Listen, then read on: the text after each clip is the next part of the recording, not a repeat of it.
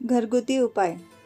एक दररोज 3 चमचे खसखस खाल्ल्याने शरीरातील कॅल्शियमची कमतरता पूर्ण होते आणि हाडे मजबूत होतात आणि हाडांच्या दुखण्यापासून आराम मिळतो.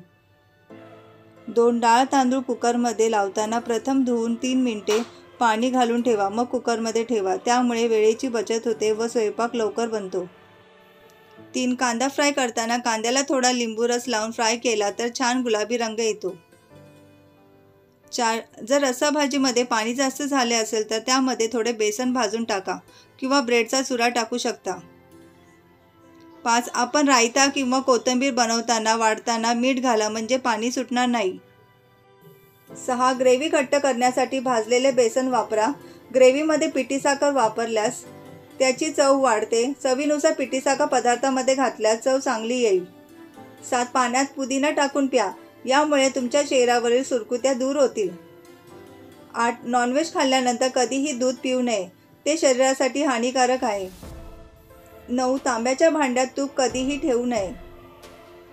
10 कोणताही रस जास्त वेळ ठेवल्यानंतर त्याचा वापर करू नये, कारण रसाची चव कडू होऊन शरीराला हानिकारक असते.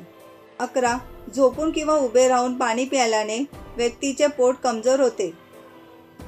12 अपचन होत असेल तर कच्चे सलगम खा, हे खाल्ल्याने रोगप्रतिकारशक्ती मजबूत होते.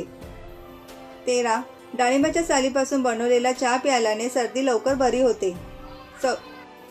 14 काळ्या मनुक्यामध्ये भरपूर लोह असते, ते खाल्ल्याने केस गळणे थांबते आणि रक्त शुद्ध होते.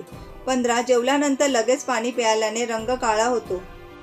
16 कांदा कापून ट्यूब किंवा बर्फ बांधल्याने पावसात उडणारे किडे, पाल आणि डास घरात येत नाही.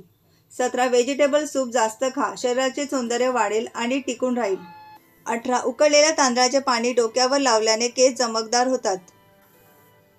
19 चिकन बिर्याणी करताना तांदळाचे प्रमाण हे चिकनच्या प्रमाणापेक्षा थोडे कमी असावे.